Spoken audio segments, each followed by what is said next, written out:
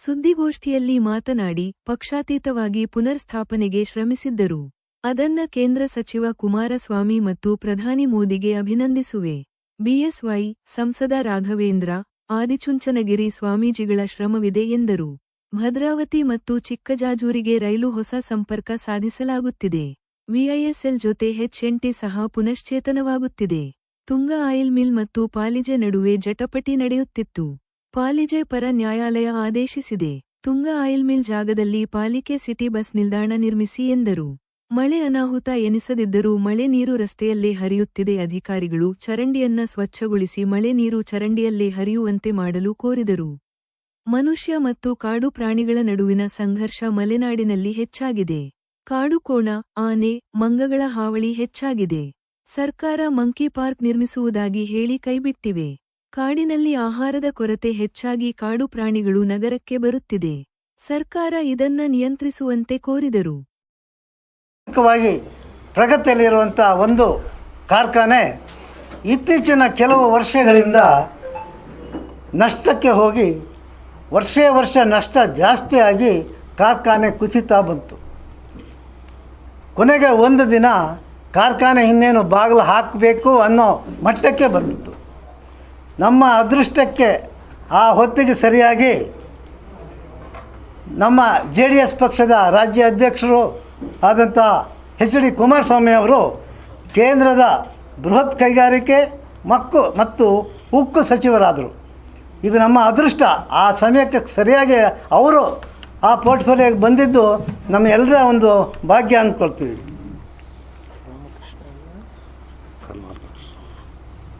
ಮೊನ್ನೆ ಕುಮಾರಸ್ವಾಮಿಯವರೇ ಸ್ಟೇಟ್ಮೆಂಟ್ ಕೊಟ್ಟಿದ್ದಾರೆ. VSL ಕಾರ್ಖಾನೆ ಪುನಶ್ಚೇತನಕ್ಕೆ ಕೇಂದ್ರ ಸರ್ಕಾರ ತಾತ್ವಿಕ ಒಪ್ಪಿಗೆ ಸಿಕ್ಕಿದೆ ಅಂತ. ನಾವು ಇದನ್ನು ಸಂತೋಷದಿಂದ ಸ್ವಾಗತಿಸ್ತೀವಿ.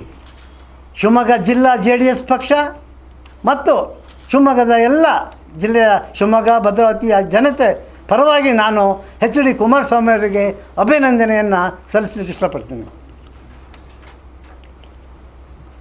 ಈಗ ಮೊದಲನೇ ಕಂತು ಅಂತ ಸುಮಾರು 8,000ದಿಂದ 10,000 ರೂಪಾಯಿ 10,000 ಕೋಟಿ ಕೊಡ್ತೇವೆ ಅಂತ ಹೇಳಿದ್ದಾರೆ. ಅದು ಸಾಕಾಗೋದು ಇಲ್ಲ. ಯಾಕೆಂದರೆ ನಾವು ಕುಮಾರಸ್ವಾಮಿ ಅವ್ರನ್ನ ಕೇಳಿಕೊಂಡಾಗ ಅವರು ನಾನು ಭದ್ರಾವತಿಗೆ ಬಂದು ನೋಡಿ ಯಾವುದೇ ಹೇಳ್ತೀನಿ ಎಂದಿದ್ದರು. ಆ ಪ್ರಕಾರ ಕೆಲವು ತಿಂಗಳ ಹಿಂದೆ ಭದ್ರಾವತಿಗೆ ಒಂದಿನ ಬಂದು ಬೆಳಗ್ಗೆಯಿಂದ ಸಂಜೆವರೆಗೆ ಅಧಿಕಾರಿಗಳ ಜೊತೆ ಚರ್ಚೆ ಮಾಡಿ ಕೊನೆಗೆ ಒಂದು ತೀರ್ಮಾನ ಹೇಳಿ ಹೋದರು. ಅಧಿಕಾರಿಗಳ ಪ್ರಕಾರನೇ ಹೋದ್ರೂ ಇದು ಸೈಲಿಗೆ ಸೇರಿರೋದ್ರಿಂದ ತುಂಬ ಹಣ ಬೇಕು. ಈಗ ಭದ್ರಾವತಿ ಫ್ಯಾಕ್ಟ್ರಿ ಏನಾಗಿದೆಯಪ್ಪ ಅಂತಂದರೆ ಹೊಸ ಫ್ಯಾಕ್ಟ್ರಿ ಮಾಡಿದ ಹಾಗೇ ಅದು. ಹಳೆ ಫ್ಯಾಕ್ಟ್ರಿ ರಿಪೇರಿ ಪ್ರಶ್ನೆ ಬರೋದೇ ಇಲ್ಲ. ಜಾಗ ಮಾತ್ರ ಹಳೇದು, ಉಳಿದಿದ್ದು ಎಲ್ಲ ಹೊಸ. ಅವ್ರು ಹೇಳಿದ್ರು ಆಫೀಸರ್ಸ್ಗಳು, ಇಂಜಿನಿಯರ್ಸು, ಸರ್ ಮೆಷಿನರಿ ಎಲ್ಲ ಹಳೇದು, ಈ ಮೆಷಿನರಿಲಿ ಏನು ಮಾಡಲಿಕ್ಕೆ ಆಗೋಲ್ಲ, ಲಾಭ ಬರೋದೂ ಇಲ್ಲ, ಟೆಕ್ನಾಲಜಿ ಬೆಳೆದಿದೆ, ಹೊಸ ಮೆಷಿನರಿ ಬೇಕು, ಆದ್ದರಿಂದ ತುಂಬ ಹಣನೂ ಬೇಕು ಅನ್ನೋದನ್ನು ಅವರು ಹೇಳಿದ್ರು. ಕುಮಾರಸ್ವಾಮಿಯವರು ಒಪ್ಕೊಂಡ್ರು. ಹೋಗುವಾಗ ಹೇಳಿ ಹೋದರು. ಆಯಿತು, ನನ್ನ ಪ್ರಯತ್ನ ಭಾಳ ಹಣ ಬೇಕು, ಸೈಲ್ನವರು ತುಂಬ ಕಂಡೀಷನ್ಸ್ ಇರುತ್ತೆ, ಅವರು ಎಲ್ಲದಕ್ಕೂ ಅವರು ಒಪ್ಕೋಬೇಕು, ನನ್ನ ಪ್ರಯತ್ನ ಮಾಡ್ತೀನಿ. ಆದರೆ ಹೋಗುವಾಗ ಒಂದು ಕೊನೆ ಮಾತು ಹೇಳಿದ್ರು, ಯಾವುದೇ ಕಾರಣಕ್ಕೂ ನಾನು VSL ಕಾರ್ಖಾನೆಯನ್ನು ಮುಚ್ಚಲಿಕ್ಕೆ ಬಿಡೋದಿಲ್ಲ ಅನ್ನೋ ಒಂದು ಮಾತನ್ನು ಆಶ್ವಾಸನೆ ಕೊಟ್ಟು ಹೋದರು. ಅದೇ ರೀತಿ ಈಗ ಮೊನ್ನೆ ಅವರು 10,000 ಕೋಟಿವರೆಗೆ ಕೊಡ್ತೀವಿ ಅಂತ ಹೇಳಿದ್ದಾರೆ. ಈ ಬಗ್ಗೆ ನಾನು ನಮ್ಮ ಪ್ರಧಾನಿಯಾದಂಥ ನರೇಂದ್ರ ಮೋದಿಯವರಿಗೂ ಕೂಡ ನಾನು ಶಿವಮೊಗ್ಗ ಜಿಲ್ಲಾ JDS ಪರವಾಗಿ ಮತ್ತು ಶಿವಮೊಗ್ಗ ಜನತೆಯ ಪರವಾಗಿ ಅಭಿನಂದನೆಯನ್ನು ಸಲ್ಲಿಸಲಿಕ್ಕೆ ಇಷ್ಟ.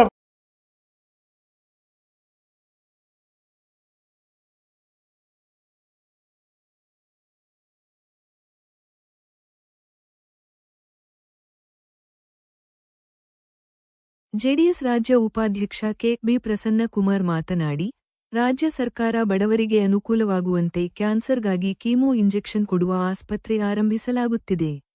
ಶಿವಮೊಗ್ಗ ಜಿಲ್ಲೆ ಪಟ್ಟಿಯಲ್ಲಿ ಇಲ್ಲ. ಖಾಸಗಿಗೆ ಕರೆದುಕೊಂಡು ಹೋಗಿ ಬರಲು ರೋಗಿಯ ಕುಟುಂಬ ಹೈರಾಣಾಗಿದೆ. ಆದರೆ ಸಿಎಂ ಕೆಂಗಣ್ಣಿಗೆ ಗುರಿಯಾಗಿದೆಯಾ ಎಂದು ಪ್ರಶ್ನಿಸಿದರು.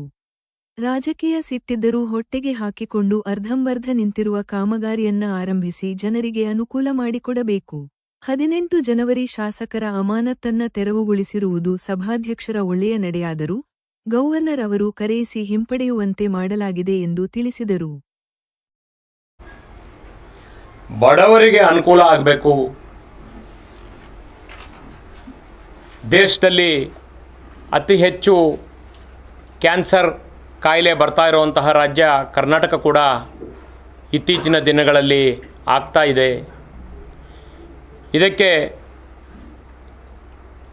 ಪ್ರೈವೇಟ್ ಆಸ್ಪತ್ರೆಗಳಿಗೆ ಹೋದರೆ ಲಕ್ಷಾಂತರ ರೂಪಾಯಿನ ಖರ್ಚು ಮಾಡಬೇಕಾಗಿದೆ. ಅದಕ್ಕೆ ಕೀಮೋ ಇಂಜೆಕ್ಷನ್ಸ್ಗಳನ್ನು ತಗೋಬೇಕು. ಪ್ರತಿಯೊಂದಕ್ಕೂ ಸರ್ಕಾರಿ ಆಸ್ಪತ್ರೆ ಅಂದರೂ ಕೂಡ ಕಿದ್ವಾಯಿ ಆಸ್ಪತ್ರೆಗೆ ಹೋಗಿ ಬೆಂಗಳೂರಿನಲ್ಲಿ ಕಾದು ಇಂಜೆಕ್ಷನ್ ತೊಗೊಂಡು ಬರೋಷ್ಟೊತ್ತಿಗೆ ರೋಗಿ ಮತ್ತು ಅವ್ರ ಕುಟುಂಬ, ರೋಗಿ ಪಾಪ ಏನೂ ಗೊತ್ತಾಗೋ ಪರಿಸ್ಥಿತಿಯಲ್ಲೇ ಇರಲ್ಲ, ಅವ್ರ ಕುಟುಂಬದವರು ಹೈರಾಣಾಗಿ ಹೋಗ್ತಾಯಿದ್ದಾರೆ. ಸರ್ಕಾರ 16 ಜಿಲ್ಲೆಗಳಲ್ಲಿ ಈ ಕೀಮೋ ಇಂಜೆಕ್ಷನ್ಸ್ ಕೊಡುವಂತಹ ಒಂದು ಆಸ್ಪತ್ರೆಗಳನ್ನು ಪ್ರಾರಂಭ ಮಾಡ್ತು. ಅದರಲ್ಲೂ ವಿಶೇಷವಾಗಿ ಮೆಡಿಕಲ್ ಕಾಲೇಜುಗಳು ಇರುವಂತಹ ಜಾಗಗಳಲ್ಲಿ ವಿಶೇಷವಾಗಿ ಮಾಡಿರೋದು ನಮ್ಮ ಗಮನಕ್ಕೆ ಕೂಡ ಬಂದಿದೆ. ಅದರಲ್ಲಿ ಸರ್ಕಾರ ಯಾಕೆ ನಮ್ಮ ಶಿವಮೊಗ್ಗ ಜಿಲ್ಲೆಗೆ ಮುಖ್ಯಮಂತ್ರಿಗಳಿಗೆ ಕೆಂಗಣ್ಣಿಗೆ ಗುರಿಯಾಗಿದೆಯೋ ಗೊತ್ತಿಲ್ಲ. ಶಿವಮೊಗ್ಗ ಜಿಲ್ಲೆ ಹುಡುಕಿದ್ರೆ ಪಟ್ಟಿಯಲ್ಲಿ ಇಲ್ಲ. ಬಹಳ ಕಷ್ಟ ಇದೆ. ಕರ್ಕೊಂಡೋಗಿ ಇಂಜೆಕ್ಷನ್ ಕೊಡಿಸಿ ಪ್ರೈವೇಟಲ್ಲಿ ಹೋಗಿ ಕರ್ಕೊಂಬರ್ಬೇಕು ಅಂತಂದರೆ ತುಂಬ ಕಷ್ಟ ಆಗ್ತದೆ.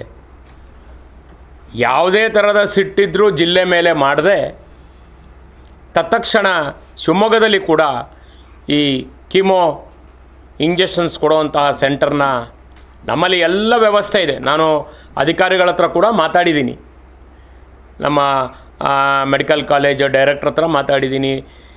ಎಲ್ಲ ವ್ಯವಸ್ಥೆನೂ ಇದೆ, ಯಾಕೆ ಬಂದಿಲ್ಲ ಗೊತ್ತಿಲ್ಲ. ನನ್ನಂದಾದು ಶಿವಮೊಗ್ಗದಿಂದ ಸ್ಥಳೀಯವಾಗಿ MLAಲಿಂದ ಹೋಗಿಲ್ಲ ಅನ್ನೋ ಸಿಟ್ಟಿದೆಯೋ ಏನೋ ಅವರಿಗೆ. ಆದರೆ ಯಾವುದೇ ರಾಜಕೀಯ ಸಿಟ್ಟು ಕೂಡ ಅಮಾಯಕ ಜನರ ಮೇಲೆ ಬೀಳಬಾರ್ದು. ದಯಮಾಡಿ ತತ್ಕ್ಷಣವೇ ಶಿವಮೊಗ್ಗದಲ್ಲಿ ಕೂಡ ಕ್ಯಾನ್ಸರ್ ಕಾಯಿಲೆ ಹಾಗೆ ಆಸ್ಪತ್ರೆ ಇನ್ನೇನು ಮಾಡೇ ಬಿಡ್ತೀವಿ ಅಂತೇಳಿ ಗುದ್ಲಿ ಪೂಜಾ ಕೂಡ ಮಾಡಿದ್ದು ನೋಡಿದ್ದೀವಿ ನಾವು. ಅದು ಕೂಡ ಸಾಕಾರ ಆಗಲಿಲ್ಲ. ಜೊತೆಗೆ ಜಯದೇವ ಆಸ್ಪತ್ರೆಯ ಒಂದು ಯೂನಿಟ್ ಕೂಡ ಮಾಡ್ತೀವಿ ಅಂದರು, ಅದು ಕೂಡ ಆಗಲಿಲ್ಲ. ಇವರ ಯಾವುದೇ ರಾಜಕೀಯ ಸಿಟ್ಟಿದ್ದರೂ ಕೂಡ ಅದನ್ನು ಹೊಟ್ಟೆಗೆ ಹಾಕ್ಕೊಂಡು ಮಾನ್ಯ ಮುಖ್ಯಮಂತ್ರಿಗಳು ಜನತೆಗೋಸ್ಕರ ಈ ಶಿವಮೊಗ್ಗದಲ್ಲಿ ಕೂಡ ಅದನ್ನು ಪ್ರಾರಂಭ ಮಾಡಬೇಕು ಅಂಥೇಳಿ ನಾವು ನಮ್ಮ ಪಕ್ಷ ಒತ್ತಾಯವನ್ನು ಮಾಡ್ತದೆ. ಜೊತೆಗೆ ನಮ್ಮ ಏನು ಮೊನ್ನೆ ತಾನೇ ಸ್ಪೀಕರ್ ಅವರು ನಿನ್ನೆ ಆದೇಶ ನೋಡಿದ್ವಿ ನಾವು, ನೀವೆಲ್ಲ ಪತ್ರಿಕೆ ಮಾಧ್ಯಮದ ಮೂಲಕ 18 ಜನ ಶಾಸಕರನ್ನು ಅವರ ನಡತೆಯನ್ನು ವಿರೋಧಿಸಿ ಅವರನ್ನು ಅಮಾನತಿನಲ್ಲಿಟ್ಟಿದ್ದರು. ಅದನ್ನು ನಿನ್ನೆ ಸಭೆಯಲ್ಲಿ ಆ ಅಮಾನತನ್ನು ತೆರವುಪಡಿಸಿದ್ದಾರೆ. ಅಮಾನತನ್ನು ತೆರವುಪಡಿಸಿರೋದು ಅದು ಕೂಡ ಅವರ ಏನು ಸ್ಪೀಕರ್ ಇದ್ದಾರೆ ಅಧ್ಯಕ್ಷರು, ಅವರ ಒಂದು ಒಳ್ಳೆಯ ರೀತಿ, ಅವರ ಒಳ್ಳೆಯ ನಡೆ ಅಂಥೇಳಿ ನಾವು ಹೇಳಬಹುದು. ಆದರೆ ಅವರು ಗವರ್ನರ್ ಅವರ ಒಂದು ಕರೆಸಿ ಗವರ್ನರ್ ಮಾತನಾಡಿದ ನಂತರ ಮಾಡಿದ್ದಾರೆ. ಮುಂಚೆ ಮಾಡಿದರೆ ಇವರ ಗೌರವ ಇನ್ನೂ ಹೆಚ್ಚಾಗ್ತಿತ್ತು. ಆದರೂ ಕೂಡ ತಡವಾಗಿ ಆದರೂ ಒಳ್ಳೆಯ ಕೆಲಸ ಮಾಡಿದ್ದಾರೆ. ಯಾಕೆಂದರೆ ಪ್ರತಿಯೊಬ್ಬ ಶಾಸಕರು